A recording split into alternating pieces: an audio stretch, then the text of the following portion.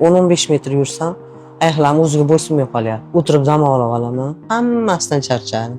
Ravon yurayapman, og'riqsiz yurayapman, og'riq qoldiruvchisiz yuribmiz. Umuman ichganimiz yo'q, og'riq qoldiruvchi. Gulshan opa, bo'lgan oxirgi kun lechenyamiz, 10-kun lechenyani oldingiz. Ahvolingiz qanaqa bo'ldi? Siz kutgan narsalarni ola oldingizmi? Kelganimda rosa og'riqlar bilan qiynalib yurar edim. Hozir ancha yengilman. Chap oyoq. Uvishlar qo'yib yubordi. Hadis ko'tara olyapsiz. Ha.